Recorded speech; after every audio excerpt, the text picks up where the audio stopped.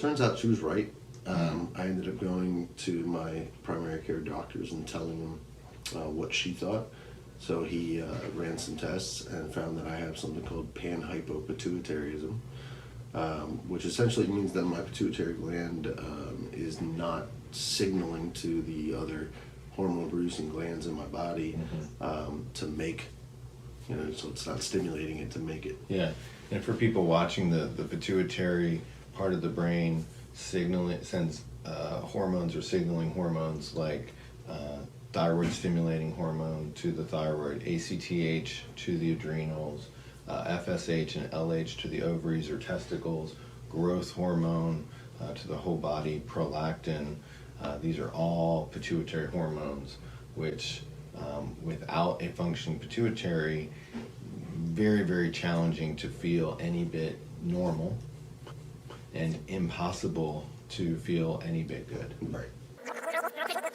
And impossible to feel any bit good. Right. Yeah, and that's what I was living with for a couple of years. I don't know how long it took to degenerate to that point, but when they finally did test my levels, my total testosterone on a reference range from 300 to 900 was 20. It was 20. And my wife's at the time was 40, and her doctor wanted to put her on testosterone replacement. Yeah, for some context, most men, average 500, 600 on total testosterone. Optimal anywhere from 500 on up. Female optimal range is 40 on up. So you were less than most women, or around where most women were. Yep. So then that's several years of then trying to correct those hormonal insufficiencies. So now you're still on these hormones, thyroid hormone, testosterone, taking hydrocortisone. I take so much stuff. Yeah. And Do you fault the NFL at all? I fault the NFL for withholding information. I don't fault the NFL for my concussions. So until 2009, I thought of every concussion or every loss of consciousness really as a badge of honor. It really was for me. So that was instilled in you in some sort of culture of absolutely, of playing. absolutely. Yeah. All this guy's tackling wrong, and when you're at the highest level, you do what's most effective. And hitting with the top of your head is more effective than hitting with your face mask or your shoulder. It just is. And so, I forgot the question. And hitting with the top of your head is more effective than hitting with your face mask or your shoulder. It just is. And so, I forgot the question. Well, I was asking, do you fault the NFL? Oh, no. Yeah. Yeah, no. And people say, well, knowing now what you know, would you still have played if you knew it then? That's a good question. Yes. The answer for me is yes, I would, but differently. And so if I had the information, then maybe that would have, it might have cost me my job, but it might have saved my life.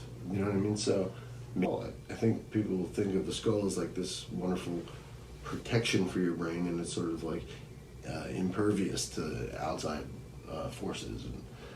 But your brain is literally just floating in your head. It's not attached, so to speak, to anything. It's not anchored or tethered. So it's just sloshing around in there with some fluid. 250-pound guy running 20 miles an hour into a wall of, say, 1,200 pounds moving at 10 miles per hour. What is the momentum? Well, that's all going to be transferred or lost or transmitted somewhere. And the most obvious place here, because it's not attached to anything, is your brain. Just like if you were in a car and you were a passenger without a seatbelt. Right. The car comes to an abrupt stop, you're going through the window. So once you look at it that way, it's kind of like, duh, right? And then on a day-to-day basis, what are you able to do? Yeah. Like, because I'm sure that's very frustrating from going this place of super high achievement to now where you're struggling. Yeah.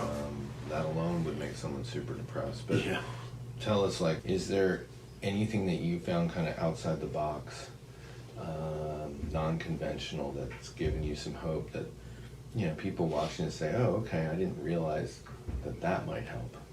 Well, I mean, and that's why I'm here and why I went through the trouble of getting here. I mean, obviously, I passed thousands of doctors on my drive here. Yeah.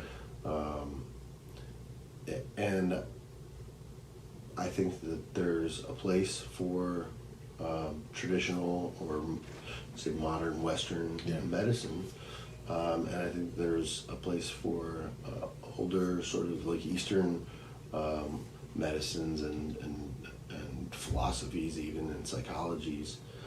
I think the best approach is taking the best practices of all of the different disciplines and schools of thought and putting them together. And what that means for one person might be different than for someone else. Yeah. And so what I've noticed is that, you know, generalizing to the public from your experience is dangerous.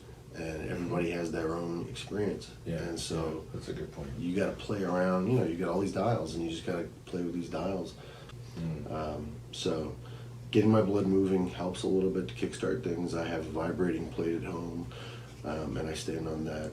But really from the time I take the girls to school in the morning until about 1 p.m., I'm either sitting in a chair staring at the wall or crying, or if I have it together that day, I'll do sort of a routine of meditation and yoga and binaural beats and some other therapeutic things to try to make me feel better.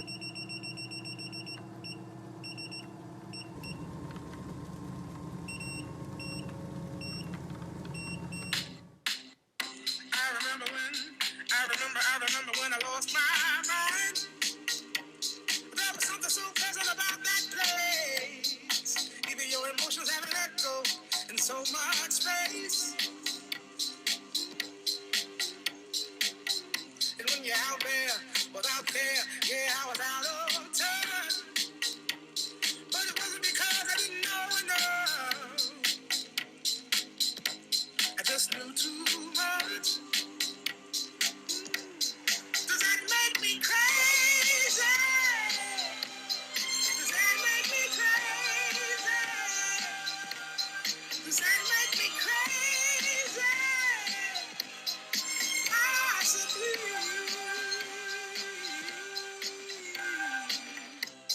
And I hope that you are having the time of your life.